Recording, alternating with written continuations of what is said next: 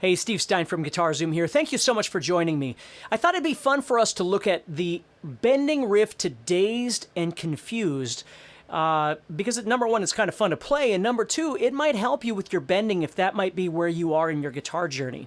So if you like this video, please do me a favor, subscribe to the channel, like and share the video, but let's go ahead and get going with the lesson.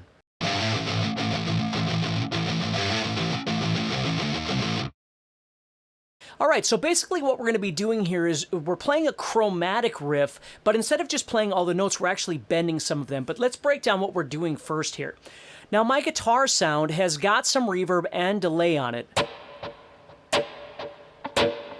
And I don't expect you to do that, and it may or may not be part of the song. I just use this because it kind of wettens up the sound a little bit when I made the jam track. So what I'm doing here is I'm playing 10, 9, 8, 7 on the 5th string, like this. And then 10, 9, 8, 7 on the 6th string as well. Now, Jimmy Page doesn't play it that way. Those are the notes that we want, but we're going to be bending to half of those notes. So instead of starting on the 10th fret, what we're going to do is we're going to start with the 3rd finger on the 9th fret. Now, if you choose some different fingers to use or something like that, that is perfectly fine. But I'm just going to show you how I do it, and then you can kind of figure out what works best for you. So I'm at the 9th fret. I'm going to put my other 2 fingers on there as well to help kind of strengthen the bend. And what I'm going to do is I'm going to turn my wrist this way, and I'm going to pull that string with me, and I'm going to bend that 9th fret up a half step so I can check the pitch and then go back and try and bend until I hear that sound. Now, you could bend toward the ceiling or toward the floor. The only problem is that you may wind up going off the guitar if you try and go toward the ceiling. So in this case, I would recommend certainly trying to pull it towards the floor like this. And then what you're going to do is you're going to release it back to the normal 9.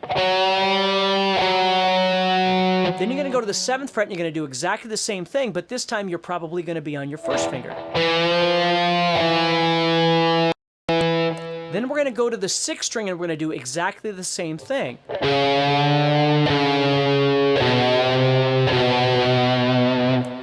Okay, now I tend to add a lot of vibrato onto these things just because it feels comfortable to me. You don't have to add vibrato in the same places. You don't necessarily have to use the same fingers that I'm using, that sort of thing. I just want to explain to you how it works, and then you can go in and start trying to kind of dial it in what feels best for you. So I've got this so far.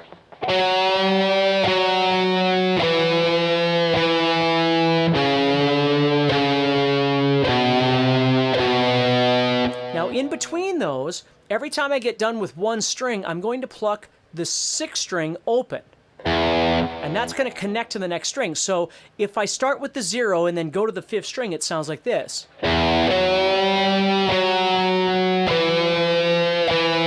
And then I'm going to do the same thing on the 6th string.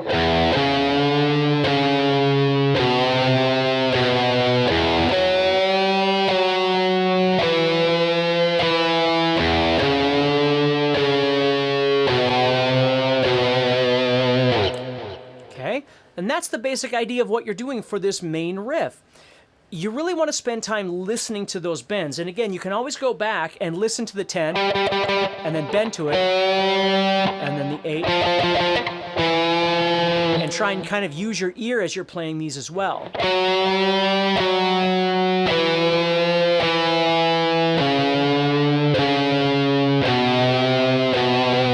And then again, remember you've got those zeros in between. Now, what happens with this particular song is you're going around this thing over and over and over, and the last time, if you think about it, you're always ending on the note B on the 7th fret, right? The very last thing that you play is this. That note right there, okay? Now, the last time before it goes into the new section, when you're going to go to this very last note after that bend, instead of just going to the note, you're actually going to go to the chord. You're going to go to a power chord B. And you're going to strum it 3 times. And then you're going to do this little kind of Paranoid by Black Sabbath lick. So you have...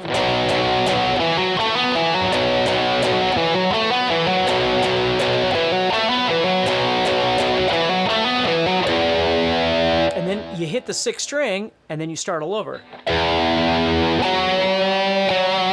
you just start all over again. Now, it's not necessary to have, let me turn off the delay and reverb here so you can hear it without it. Now I'm going to play that same riff for you again.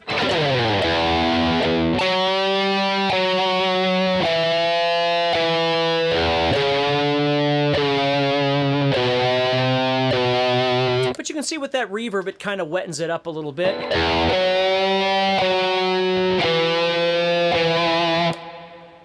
Right? And if I had just a little delay in there.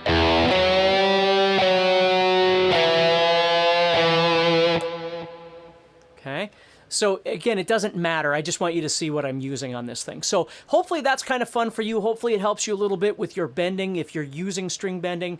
And again, like and share the video. Please subscribe to the channel and take care and have a great day. And stay positive with your practice. That's really important.